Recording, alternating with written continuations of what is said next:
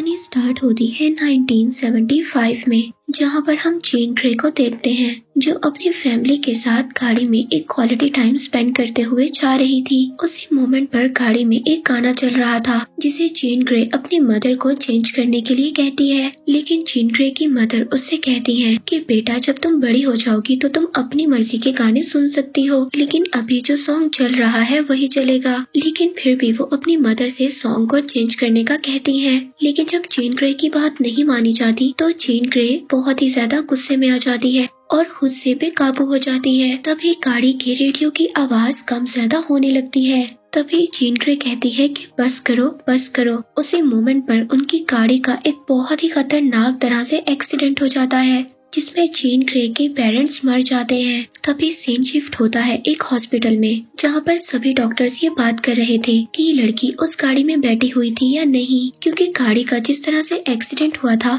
इसको बहुत ही ज्यादा इंजरीज होनी चाहिए थी, लेकिन जेन ग्रे बिल्कुल भी इंजर्ड नहीं हुई थी। तभी डॉक्टर कहते हैं कि हमें इस बारे में कुछ नहीं पता, लेकिन ये लड़की उस गाड़ी में जरूर थी। उसी मोमेंट पर हॉस्पिटल में एंट्री होती है चार्ल्स जेवियर की। वो आकर जेन से बातें करने लगता है। जेन उससे पूछती है कि मेरे पेरेंट्स कहाँ पर हैं। चार्ल्स उसको बताता है कि कार के एक्सीडेंट की वजह से तुम्हारे पेरेंट्स की डेथ हो गई। जेन ग्रे उससे पूछती है कि अब मेरा क्या होगा। चार्ल्स जेन ग्रे को कहता है कि तुम मेरे साथ रहोगी। हमारा एक स्कूल है जहाँ पर तुम्हारे जैसे और भी बच्चे हैं, तुम वहाँ पर जाकर उनके साथ रहोगी। लेकिन जेन ग्रे उसको मना कर देती है और कहती है कि मैं तुम्हारे साथ नहीं जाना चाहती। तभी चार्ल्स उसको अपनी पॉकेट से एक पेन निकाल कर देता है। वो उसको कहता है कि ये मेरी तरफ से तुम्हारे लिए एक गिफ्ट है, इसको रख लो। जेन ग्रे उसको कहती है कि मैं इस तोहफे का तुम्हारी क्या करूंगी। वो जेन ग्रे को कहता है कि इस पेन से या तो तुम एक बहुत ही प्यारी ड्राइंग कर सकती हो या फिर इससे किसी की आंख पर अटैक कर कर उसकी आंख को बाहर निकाल सकती हो, और ये डिपेंड करता है तुम्हारे ऊपर कि तुम इस पेन को किस तरह से यूज करोगी। और इसी तरह से तुम्हारे अंदर भी कुछ पावर्स हैं और चाहो तो तुम उन पावर्स को अच्छाई के लिए भी इस्तेमाल कर सकती हो या फिर किसी को डिस्ट्रॉय करने के लिए भी इस्तेमाल कर सकती हो। ये तुम्हारे ऊपर डिपेंड करता है कि तुमने उन पावर्स को किस तरह से यूज करना है। यही बातों को सुनकर जेन ग्रे चार्ल्स के साथ जाने के लिए तैयार हो जाती है और वो लोग पहुंचते हैं चार्ल्स के स्कूल में। जब जेन ग्रे उस स्कूल को देखती है तो काफी ज्यादा शॉक्ड हो जाती है और वो चार्ल्स से वापस जाने का कहती है। जेन ग्रे उसको कहती है कि ये स्कूल बहुत ही प्यारा है और मैं जब भी गुस्से में आती हूँ या किसी चीज से इरिटेट होती हूँ तो मैं अपनी आसपास की चीजों को तोड़ने लगती हूँ, मुझे अपने ऊपर कंट्रोल नहीं रहता। लेकिन चार्ल्स उसको समझाता है कि तुम अगर किसी भी चीज को तोड़ोगी या खराब करोगी तो मैं उन चीजों को दोबारा से जोड़ दूंगा, तुम मुझ पर ट्रस्ट कर सकती हो। यहीं पर कहानी आगे बढ़ती है और हमें 9 साल बाद दिखाया जाता है, जहां पर हम 1992 में नासा का एक स्पेस मिशन देखते हैं। कई सारे नासा के साइंटिस्ट इस स्पेस में जाकर एक सैटेलाइट को एस्टेब्लिश करना चाहते थे, लेकिन एक मोमेंट पर उनका स्पेसशिप बंद हो जाता है। तभी उनके प्रेसिडेंट कॉल करते हैं चार्ल्स जेवियर को, जो कि एक्समैन के नाम से काफी ज्यादा फेमस थे। वहाँ के प्रेसिडेंट चार्ल्स को बताते हैं कि हमारा एक मिशन जो स्पेस पर होने वाला था वहाँ पर बहुत ज्यादा लोग खतरे में हैं और उनकी तरफ कुछ सोलर वेव्स आ रही हैं जो बहुत ही बड़े खतरे का बायस बन सकती हैं। अब चार्ल्स उनको कहते हैं कि प्रेसिडेंट ये काम आप हम पर छोड़ दें, हम सब मिलकर इस काम को ठीक कर देंगे। अब चार्ल्स जेवियर अपने आदमी को ये सब कुछ बताते हैं और इसके बाद हमें दिखाई जाती है एक्समैन की टीम। इस एक्समैन की टीम में जेन ग्रे भी शामिल होती है। अब इस एक्समैन की टीम की एक फीमेल मेंबर उन सबको कहती है कि हम वहाँ जाकर उन सबको बचाएंगे और वापस आ जाएंगे और इस काम में हमें किसी के लिए भी ज्यादा खतरा नहीं उठाना।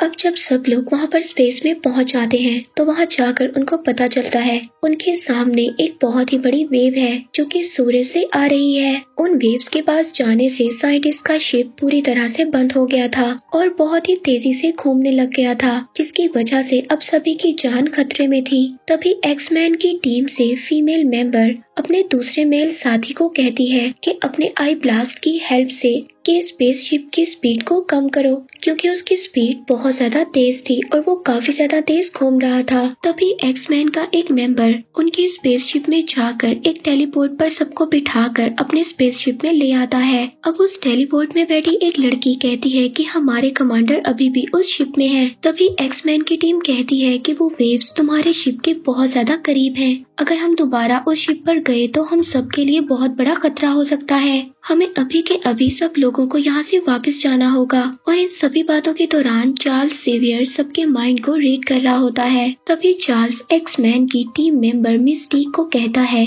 कि ये काम जीन ग्रे कर सकती है। ऐसा कोई काम भी नहीं है जो जीन ग्रे के लिए इम्पॉसिबल हो। तभी जीन ग्रे उस शिप में जाकर कमांडर को बचाने के लिए तैयार हो जाती है। अब जीन ग्रे कर्ट के जरिए उस स्पेस शिप में पहुंच जाती है कमांडर को बचाने के लिए। मिस्टीक जीन ग्रे को कहती है कि तुम्हारे पास सिर्फ 30 सेकंड है और तुम्हें जल्दी ये काम करना होगा। स्पेस में जब जीन ग्रे जाती है तो वहाँ पर उसको कमांडर नहीं मिलते और इसी मोमेंट में 20 सेकंड गुजर जाते हैं। और जैसे ही एक्स-मैन की टीम के मेंबर को कमांडर मिलते हैं तो वो वहाँ से लेकर उनको निकल जाता है। और अब सिर्फ 3 सेकंड बचे थे और जीन ग्रे उसी स्पेसशिप में रह गई थी और वो वेव्स भी शिप के बहुत ज्यादा करीब आ गई थी जो स्पेसशिप के इर्द गिर्द घूम रही थी। वो अब समा जाती है जीन ग्रे के अंदर और दूर से देखने पर ऐसा लगता है कि वहाँ पर कोई ब्लास्ट हुआ है और वो सभी ये समझते हैं कि जीन ग्रे मर चुकी है। लेकिन थोड़ी देर बाद जीन ग्रे बिल्कुल नॉर्मल होती है और वो स्पेस में फ्लोट कर रही होती है। तभी वहाँ पर एक्स-मैन का शिप आता है और जीन ग्रे को अपने साथ लेकर दोबारा अर्थ पर आ जाता है।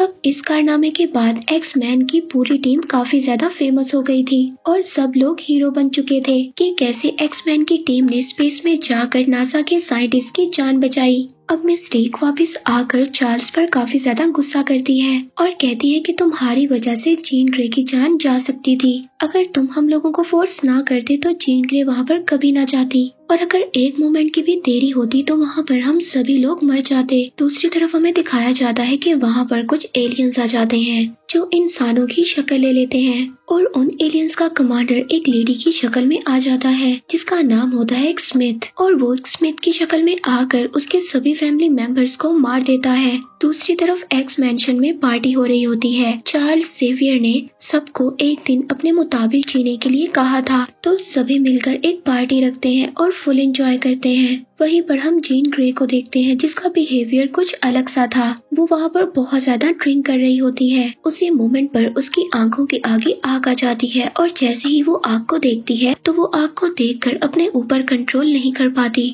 और उस आग से वहाँ पर ब्लास्ट कर देती है जिसकी वजह से वहाँ पर सब कुछ डिस्ट्रॉय हो जाता है। अब चार्ल्स उस जगह पर आ जाता है और वहाँ पर आकर वो जीन ग्रे को एक रूम में ले जाता है। चार्ल्स अब जीन ग्रे के माइंड को रीड करने की कोशिश करता है। वो ये पता करने की कोशिश करता है कि आखिरकार ये इंसिडेंट क्यों हुआ, लेकिन चार्ल्स जीन ग्रे के माइंड को सही तरह से रीड नहीं कर पाता। तभी जीन ग्रे भी उठ जाती है और वो अपने माइंड से चार्ल्स को जाने का कहती है। और यहाँ पर हमें पता चलता है जब जीन ग्रे छोटी थी उनकी कार का एक्सीडेंट हुआ था तो उस एक्सीडेंट में उसकी सिर्फ मदर की डेथ हुई थी। उसके फादर अभी भी जिंदा थे और उसके फादर ने चार्ल्स से हेल्प मांगी थी। उसके फादर को भी ये बात समझ नहीं आई थी कि जीन ग्रे के अंदर क्या है। वो इसकी पावर्स को कभी भी समझ नहीं पाए थे। उनको ये समझ नहीं आ रही थी कि जीन ग्रे इंसान है या फिर कोई एलियन। चार्ल्स ने जीन ग्रे को उसके फादर से ले लिया था। अब इसके बारे में जीन को कभी भी पता ना चले,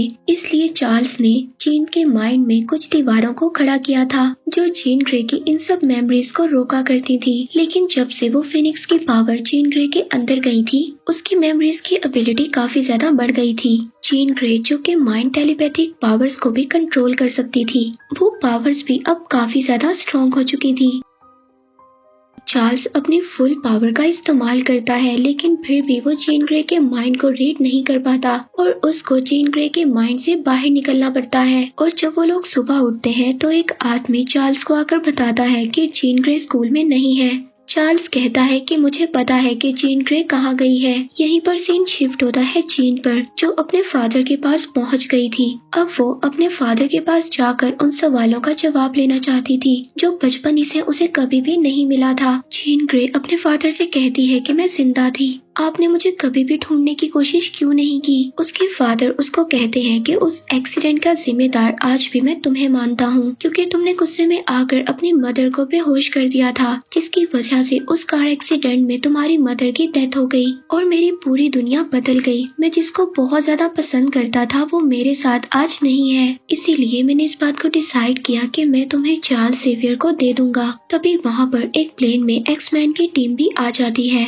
और वो अपने साथ जेन ग्रे को दोबारा से चलने के लिए कहते हैं। वो उसको कहते हैं कि जो भी गलत हुआ हम उसको दोबारा से ठीक कर सकते हैं। तभी वहाँ पर पुलिस आ जाती है और पुलिस की गाड़ी का सायरन सुनकर जेन ग्रे दोबारा से अपने पावर्स को कंट्रोल नहीं कर पाती और पूरी तरह से बेकाबू हो जाती है और वहीं पर एक ब्लास्ट कर देती है। और यहाँ पर हम जेन ग्रे की असल पावर्स को देखते हैं। जेन ग्रे में अनबिलीवेबल पावर्स थी। एक्समैन की टीम जेन ग्रे को रोकने की बहुत ज्यादा कोशिश करती है, लेकिन जेन ग्रे अपनी टेलीपैथिक पावर से वहाँ पर सबका मुकाबला करती है। तभी एक्समैन टीम का एक मेंबर जेन को शूट करने लगता है। तभी चार्ल्स उसको रोक देता है और कहता है कि मिस्टीक जेन के पास जा रही है उसको समझाने के लिए। मिस्टीक जेन ग्रे को कहती है कि तुम बचपन ही से अलग तरह की हो, तुम्हारे अंदर बहुत ज्यादा पावर्स हैं और हम जानते हैं कि तुम्हारे साथ क्या हुआ है। हम तुम्हारी हेल्प करेंगे और हम सब कुछ बिल्कुल ठीक कर देंगे। और वो उसको वापस से स्कूल आने के लिए कहती है,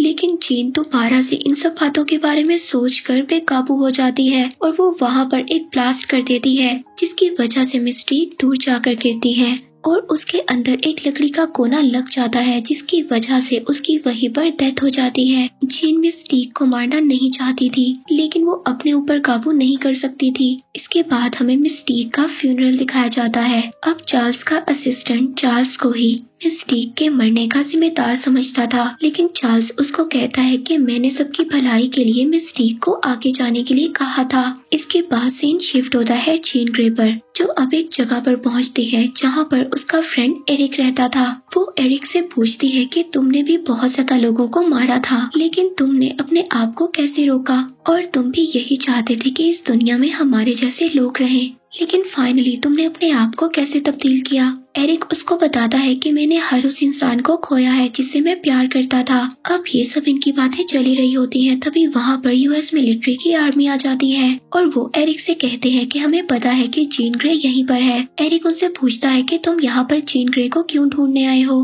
तब वहाँ पर मिलिट्री वाले कहते हैं कि जेन ग्रे ने कई सारे पुलिस ऑफिसर्स को मार दिया है। अब तुम जेन ग्रे को हमारे हवाले कर दो। अगर तुमने ऐसा नहीं किया तो यहाँ पर सभी लोगों को हम मार देंगे। अब जेन ग्रे रूम से बाहर निकलती है और वहाँ पर हेलीकॉप्टर को डिस्ट्रॉय करने लगती है। अब एरिक जेन को रोकने की बहुत ज्यादा कोशिश करता है, लेकिन तब उसको पता चलता है कि जेन ग्रे की पावर्स उसकी पावर से बहुत ज्यादा तेज है। एरिक अपने पावर को यूज कर कर वहाँ पर सभी लोगों को बचा लेता है और उन आर्मी के लोगों को वापस भेज देता है ताकि वो आने वाले खतरे से बच सके।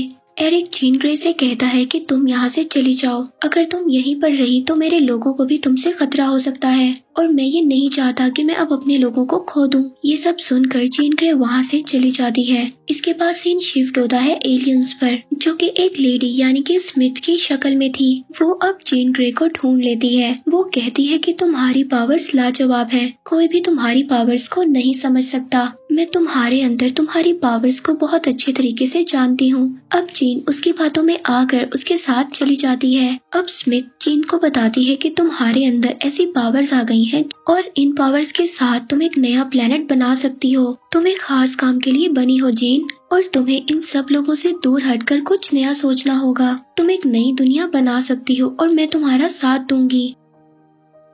इसके बाद सीन शिफ्ट होता है एरिक पर। वहाँ पर एक्समैन टीम का एक मेंबर एरिक के पास आता है और उसको बताता है कि जेन बिल्कुल ही बेकाबू हो चुकी है और उसने हमारी टीम मेंबर मिस्टीक को भी मार दिया है। मिस्टीक जो कि एक मोमेंट पर एरिक की भी बहुत अच्छी दोस्त थी। जब एरिक को ये बात पता चलती है तो वो भी काफी ज्यादा गुस्सा हो जाता है। अब वो लोग ये डिसाइड करते हैं कि वो जेन ग्रे को मार देंगे। अब एरिक अपना हेलमेट निकालता है और बन जाता है मैग्नीटो। वहीं दूसरी तरफ चार्ल्स को भी जेन ग्रे की लोकेशन का पता चल गया था। वो जेन ग्रे को दोबारा से स्कूल में लाने की कोशिश करते हैं। अब एरिक अपने साथियों के साथ मिलकर जेन ग्रे को मारने के लिए पहुंच जाता है उसकी लोकेशन पर। दूसरी तरफ चार्ल्स भी उसी लोकेशन पर आ गया था जेन को वापस ले जाने के लिए। वहीं पर उन सब का सामना होता है एलियन से। अब एरिक जेन ग्रे को मारने की कोशिश करता है, तभी जेन ग्रे अपनी पावर से उसको कंट्रोल कर लेती है और अपने हाथों की पावर से उसके हेलमेट को तोड़ देती है और तभी एरिक नीचे गिर जाता है। उसी मोमेंट पर चार्ल्स भी आ जाता है। वो जेन के माइंड में जाकर उसको रोकने की कोशिश करता है,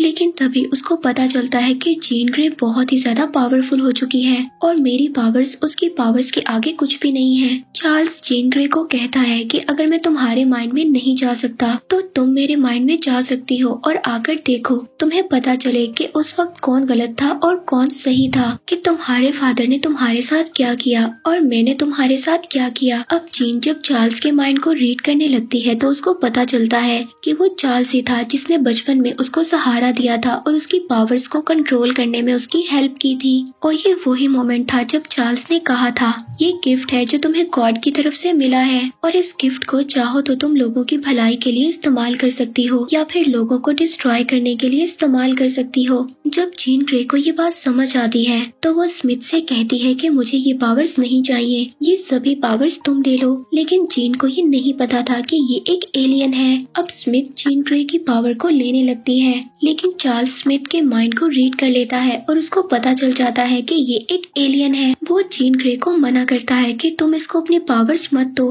ये तुम्हारी पावर से पूरी दुनिया को खराब कर सकती है और पूरी दुनिया को डिस्ट्रॉय भी कर सकती है। लेकिन उस मोमेंट पर जीन बिल्कुल बेकाबू हो जाती है। अब वो सारी अपनी पावर्स स्मिथ यानी कि उस एलियन को देने लगती है। लेकिन तभी वहाँ पर एक्समैन टीम का एक मेंबर आ जाता है और वो अपनी लेजर स्क्वाड से उन दोनों को अलग कर देता है और उसी मोमेंट पर वहाँ पर पुलिस भी आ जाती है। अब वो पुलिस वहाँ पर सभी एक्समैन की टीम को अरेस्ट कर लेती है और उन सब के गले में एक पट्टे को बांध देते हैं ताकि वो अपनी पावर्स का यूज ना कर सके। दूसरी तरफ ट्रेन पर दिखाए जाते हैं हमें कुछ एलियंस जो जीन ग्रे को ढूंढने के लिए आए होते हैं। वहाँ पर पहुंचकर वो सभी पुलिस वालों को मारने लगते हैं। तभी चार्ल्स सेवियर और उसकी टीम पुलिस वालों को कहते हैं, अगर आप लोग हमें आजाद कर देंगे तो हम आप लोगों की हेल्प कर सकते हैं और उन एलियंस को खत्म कर सकते हैं। तभी एक पुलिस वाला उन सबके लॉक्स को खोल देता है। अब यहाँ पर एक्समैन की टीम उन एलियंस का मुकाबला करती है। दूसरी तरफ चार्ल्स जीन ग्रे के माइंड में जाकर उसको कहता है कि ये एलियंस तुम्हारी पावर को लेना चाहते हैं और अगर तुम्हारी पावर्स इनके पास चली गई तो ये पूरी दुनिया को डिस्ट्रॉय कर देंगे। तभी यहाँ पर चार्ल्स को जीन ग्रे की आवाज आती है कि हाँ, मैं अपनी टीम की हेल्प करने के लिए तैयार हूँ। हम देखते हैं जीन ग्रे को और वहाँ पर स्मिथ भी आ जाती है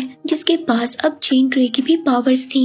वो वहाँ पर आकर सभी एक्समैन की टीम को हटाने लगती है अपने रास्ते से। तभी वहाँ पर जीन ग्रे भी जाग जाती है। वो सभी एक्समैन की टीम को बचाकर एक जगह पर ले आती है ताकि उनको किसी चीज का भी कोई खतरा ना हो। इसके बाद हमें स्मिथ और जीन ग्रे की फाइट को दिखाया जाता है। अब स्मिथ जीन ग्रे की पावर्स को लेने आई थी। अब जीन ग्रे स्मिथ को अपनी सारी पावर्स देने के लिए तैयार हो जाती है, लेकिन तभी स्मिथ को पता चलता है कि ये पावर्स बहुत ही ज्यादा तेज हैं क्योंकि ये पावर्स बिल्कुल ही अजीब थी। अब जब उसको ये पावर्स ज्यादा लगती है तो वो अपने हाथ को पीछे हटाने की कोशिश करती है, लेकिन जीन ग्रे ऐसा नहीं करने देती। तभी हम देखते हैं कि इन पावर्स की वजह से उनके गिर्द एक सर्कल बन जाता है जो बहुत ही ज्यादा पावर का होता है। अब वो एलियन जीन ग्रे से कहती है कि अगर मैं मरी तो यहाँ पर बाकी सभी भी मर जाएंगे। अब जीन ग्रे इस बात को डिसाइड करती है कि वो अपने आप को सेक्रीफाइस कर देगी। जीन ग्रे अपने साथ स्मिथ को लेकर स्पेस में चली जाती है और अपनी पूरी फोर्स लगाकर स्मिथ को मार देती है। तभी स्पेस में दिखाया जाता है एक जोर से ब्लास्ट जो कि खत्म होता है एक डार्क फिनिक्स की रोशनी के साथ,